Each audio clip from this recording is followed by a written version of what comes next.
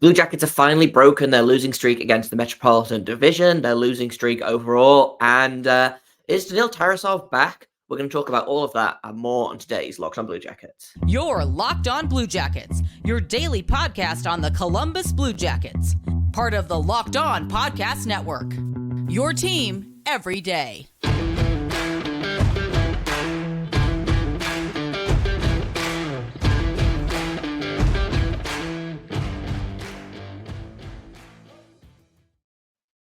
Hello and welcome to Locked On Blue Jacket, part of the Locked On Podcast Network, your team every day. I'm your host, Jay Foster. With me is my co-host, Hayden Houseman, and we are here to give you the good, the bad, and the ugly about your favorite team and ours, the Columbus Blue Jackets. Before we get started, I want to thank everyone for making this your first listen of the day every single day. Locked On Blue Jackets continues to be free and available on all podcast platforms and over on YouTube, as well as SiriusXM. Catch every game of the Blue Jacket season with SiriusXM on the SXM app. All you have to do is search Columbus Blue Jackets. I just want to let you know that today's episode is brought to you by Sleeper. Download the Sleeper app. Use promo code LOCKEDONNHL to get up to a $100 match on your first deposit. Terms and conditions apply. See Sleeper's terms of use for details. It feels like it's been a million years. The Blue Jackets have won a game, and a game against the Metropolitan Division as well, which it's been a minute. I think the last game they beat a Metropolitan team would have been the game against the Devils back on Black Friday. So it's been a minute, but I wanna start off this episode by talking about Daniil Tarasov because he was far and away the best Blue Jacket on the ice for me. And I think we're starting to see now that maybe he wasn't 100% when he got back on the ice at the start of December. And sometimes it just takes a couple of games to warm up because I thought this game he was phenomenal. Last game, the last game that he played, which I believe was the overtime loss against someone. The Sabres. The Sabres, thank you. He was also excellent in that. So, is Daniil Tarasov back? Is the goaltending conversation in the room about to get a little bit more complicated? What do you think, Hayden? Oh yeah, the goaltending room has always been complicated for Columbus. Really since the Bobrovsky and Korpisalo tandem, I think is the last time it really made sense. For a while, I think Blue Jackets fans have believed that Daniil Tarasov could be this team's number one goaltender, and I think the way that he's playing right now is definitely. I mean, Elvis has played good this year too. It's not like Elvis has lost the position by no means. I guess if there's one thing you take from this game, and when you are thinking about the goaltending room, it's just like, hey, whenever Elvis is sick, which seems to be once every 2 weeks, he gets sick. And I know he's got a young kid in school, so I don't know what that's like. I don't have a young kid, but I hear parents of young children tend to get sick more often. So whenever Elvis is down, to know that you have a stud goaltender like Daniil Tarasov, or even when Elvis isn't even injured, when Elvis is just playing, a little off, to know that you have an option like Daniil Tarasov changes the complexion of this season for me. And I saw somebody in the comments the other day on our most recent episode, I was talking about playoffs and just like, don't even blame me. What else am I supposed to talk about? Okay, I either can talk about the playoffs or I can talk about the draft. And both of those things are pretty equally depressing because the Blue Jackets probably aren't going to make the playoffs, and it's not fun to talk about the draft. But when you have two goaltenders like Daniil Tarasov and Elvis Merzlikins, I think it's possible still for this team to make the playoffs, Jay. I still do. It's not too late yet. I will always reference the 2019 Blues, who added Jordan Bennington to their roster in January, and they went from last place in the league to the Stanley Cup champions. So the Blue Jackets added Daniil Tarasov to their roster kind of at the same time. I'm not saying that it's the same exact thing, but if I have to talk about something, I'm going to keep talking about their chances. And right now, Tarasov is my only hope to keep this thing alive because he's good. He is. He's good. I still I'm not worried about Elvis. Again, he has been far and away worlds better than he's been the last couple of seasons for this team. But I do think, I was thinking about this, like, when was the last time I wasn't worried about the backup goaltending in Columbus? You know, of, the starter's out, the backup's playing, you know? And it might go all the way back to Curtis McElhinney, who I believe left the team in, like, 2016, 2017. But yeah, the goaltending is not my problem. What I would love now is I would love for the offense and the goaltending to show up in the same game. Because it feels like every single time the Blue Jackets goalies pull out an exceptional performance, like tonight, the forwards just don't know how to score or they don't know how to shoot. Like they got outshot, 41 to 28, which is not as bad as I thought it would be. They kind of rallied in the third period a bit, which I'm not used to the Blue Jackets doing either. But they were outshot 14 to 6 in the first period, and then 13 to 8 in the second, 13 to 12 in the third, and then they outshot the Flyers 2 to 1 in overtime before taking it in the shootout, which, I mean, the shootout is such a gimmick. And the shootout is what it is. I'm pleased we got the win. I hate winning in the shootout because it is just a coin flip, you know? It's a coin flip, but I think I think it showed who the better goaltender was, which, you know, Sam Ersson going into tonight was 3-0 in a shutout, or in a shootout, excuse me. He was 3-0 for the Flyers this year. And I believe this was only the Jackets' second shootout of the season. So the Flyers were a much more experienced team in that period. And the Jackets got it done. And all it really took was a beautiful Johnny Gaudreau move. Like that was, God, that's what you pay for, man. That's hey, that's it right there. That's 11% of your cap is for him to make that move, you know? Like that was awesome. And then Daniil Tarasov didn't even fret at all going into a shootout. I believe it was Couturier who almost hit a nice backhand move on him. That just would have been gross. But he stopped that first one.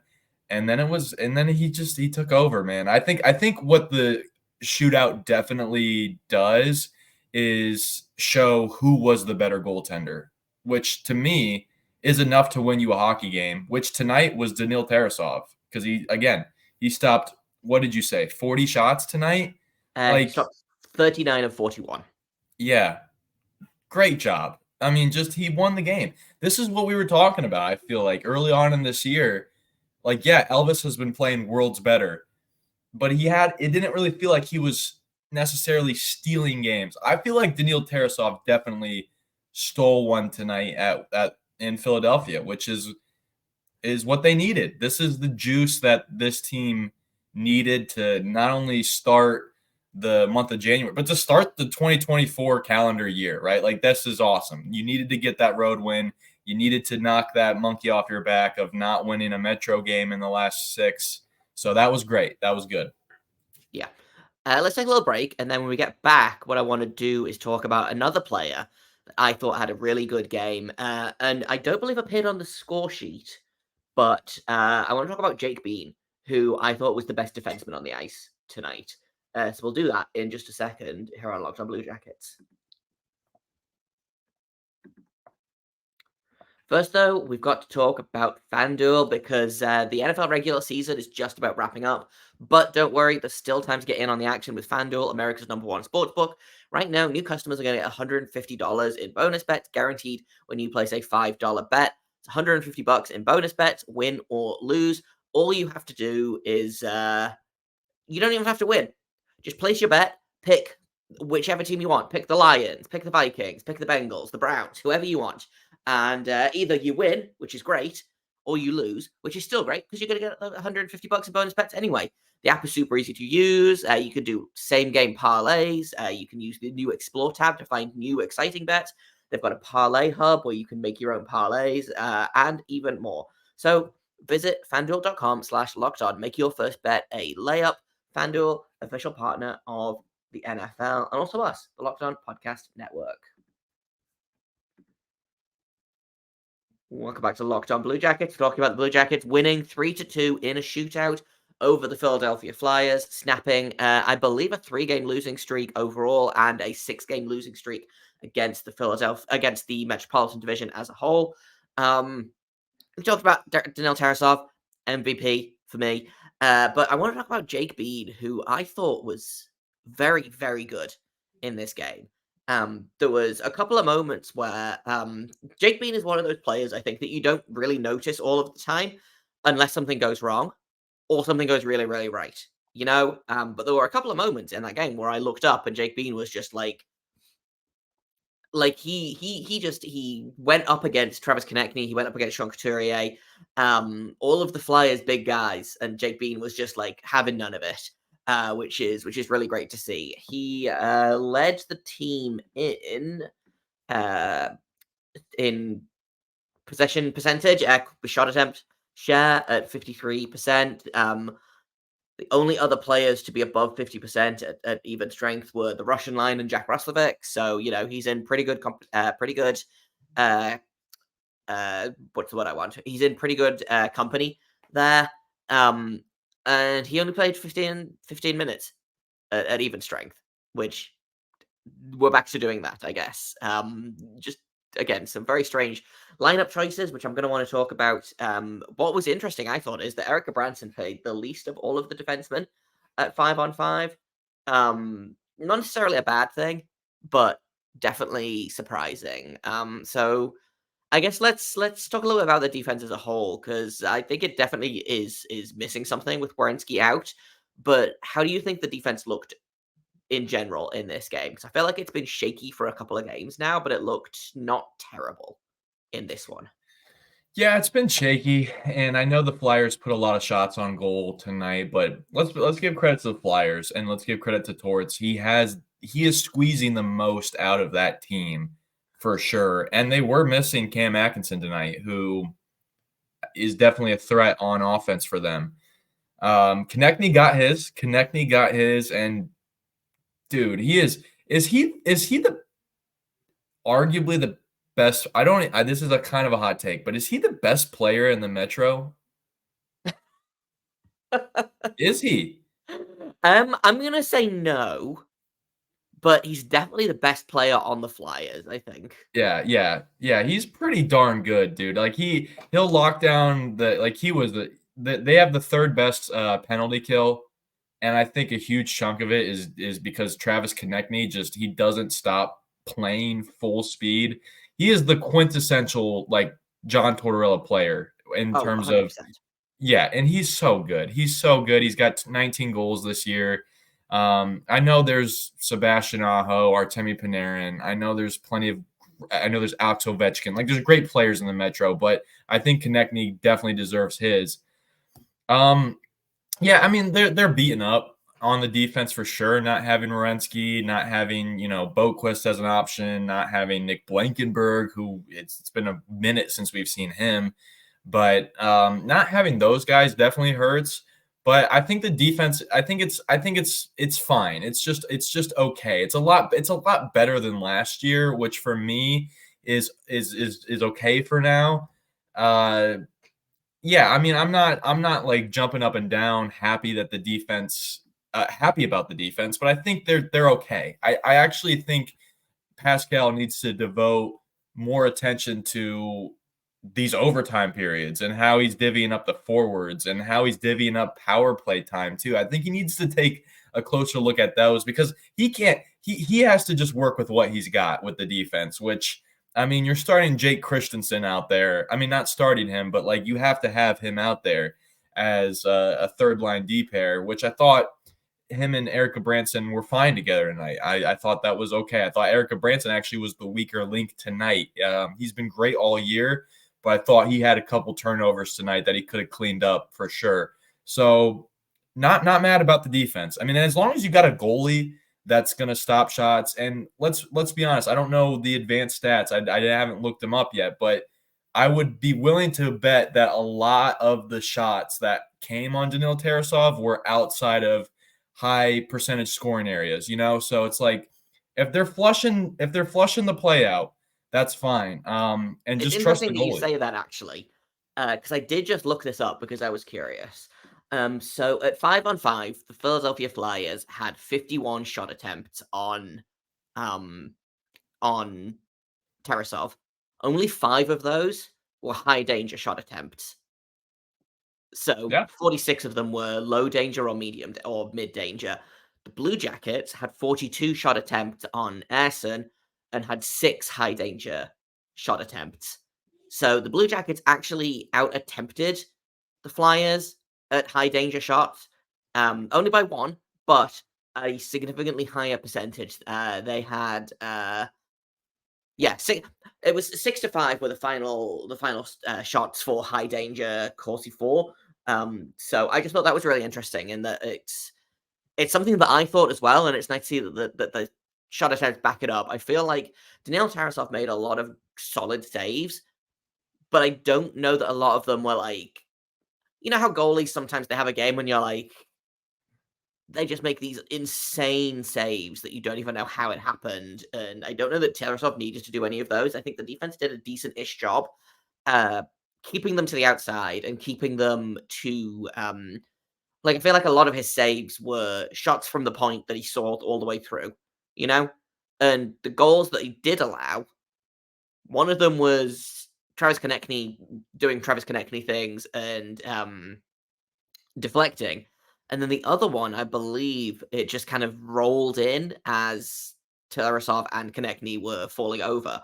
So what can you do about goals like that, you know? So yeah, credit to the defenseman for keeping the Flyers on the outside. Would like to see fewer shots, but the shot selection I'm not too upset with, if that makes sense. Sorry. Yeah, you're absolutely. I thank you for looking up the advanced stats. The Tarasov also had a huge stop there in the third period where he was left all alone with somebody, and I can't remember who it was, but it was a great save, kept them in the game. He's the reason they won the game tonight. There's no question about it. And as long as you have a goalie like that, then yeah, he's going to patch a lot of the holes that the defense is giving up. But based off those stats, it seemed like the Jackets did a really good job flushing the play outside of the hash marks, which is exactly what the Bruins did to you just a couple nights ago, Jay. Like Pascal Vincent keeps talking about how he ever since the Jackets have played the Bruins, Pascal's been a little obsessed with the Bruins and just the way that they have been playing hockey the last decade, really, which is just let the game come to them, be patient, and take advantage of your opportunities, which I think is exactly what the Jackets did tonight.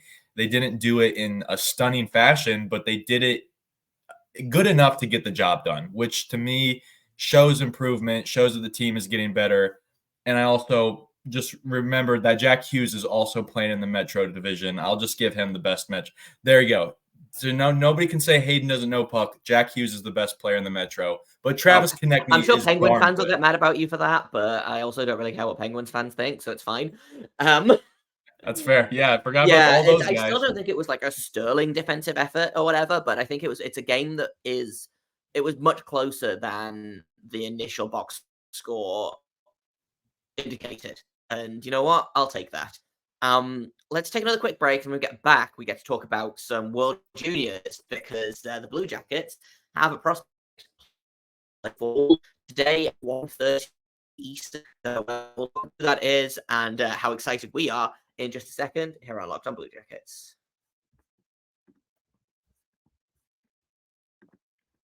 Before that, though, I just want to tell you all about Sleeper, because we're almost halfway through the season, and there's been some highs and there's been some lows, mostly lows for the Blue Jackets, but regardless of where we are in the current standings, I want to remind you that you could win big by playing daily fantasy hockey on Sleeper, the official daily fantasy app of the Locked On NHL Network. They are our number one choice for daily fantasy sports, and especially daily fantasy hockey, because with Sleeper, you can win 100 times your cash in daily fantasy hockey contests. All you have to do is pick whether guys like Jack Hughes, Travis Konechny, Boone Jenner will record more or less than their sleeper projections for things like goals, assists, saves, plus minus, and more in a given game. To win 100 times your money on Sleeper, all you need to do is correctly predict the outcome of 8 different player stats. You heard me, Blue Jackets fans. You can win 100 times your money by predicting 8 player stats correctly on Sleeper. So start paying attention and nail your picks so you can start winning big. Use promo code LOCKEDONNHL. You'll get a $100 match on your first deposit. Terms and conditions apply. That's code LOCKEDONNHL. See Sleeper's terms of use for details and locational availability. All right. I don't know if you managed to watch the USA-Finland game earlier yesterday, Hayden, but USA made it difficult for themselves, but they did win. They are going to be facing off against Sweden for the gold medal later today. Gavin Brindley named one of the top 3 Americans in the tournament, along with Cutter Gauthier and Lane Hudson, both of whom are extremely good players. Gavin Brindley is in excellent company there. He had 6 goals in 6 games and assisted on the game-winning goal for the USA versus Finland. I'm going to be watching the USA-Sweden game tomorrow or later today as of the time of you guys listening to this. Every time I watch Gavin Brindley play, I just get more and more excited about what we're going to see from him at the pro level. You know, I think he probably does the Kent Johnson thing of signs at the end of this season, comes over, gets his 8 games in the NHL or whatever to finish the season, and then gets a real good look at training camp next year. And I'm just really, really excited for that. He's maybe the most exciting Blue Jackets prospect at the minute, considering I don't know that I class Fantilli, Johnson, Jiricek as prospect anymore because they've all played, most of the season in the NHL. So, is there a prospect for the Blue Jackets that's more exciting than Gavin Brindley? I don't think so, but what do you think, Hayden? No, not even close. This guy is leading the World Juniors right now in goals, which is, the World Juniors is the most important tournament other than the Stanley Cup playoffs, like in the sport of hockey. It's a feeder system for the NHL, and it's really good to know that amongst those peers that Gavin Brindley is sticking out the most. And granted, he's got a great team around him. Team USA is definitely probably the favorites in this one against Team Sweden, but credit Team Sweden playing in their home country, getting to the final. I'm sure a lot of the fans in Sweden were probably pulling for Finland to win that game just because, the Finland-Sweden gold medal match would just be unbelievable from a rivalry perspective. But selfishly, as a Jackets fan and as an American, I'm excited to see Team USA in it. They're going for their 6th World Junior title, which is fun. But I'm more excited about Gavin Brindley. It could be Team Canada playing. It could be Germany playing. As long as Gavin Brindley's on the ice, I'm going to watch because he is so exciting. He knows how to. He's just a natural goal scorer, and it's not necessarily because he's this amazing stick handler or he's got all this speed. He's just a really smart player, and he just knows when to be in that high scoring area at the right time, and his teammates can find him. And I'm going to sit back tomorrow at 1:30 Eastern time, kick my feet up, and I'm going to enjoy daydreaming about what Adam Fantilli is going to do when he finds Gavin Brindley in the slot this time next year.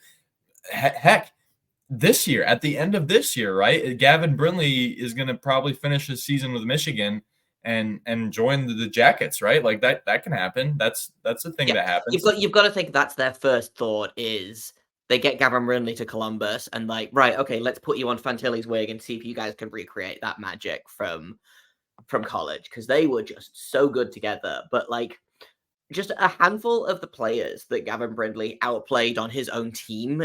Will Smith, who was drafted 4th overall.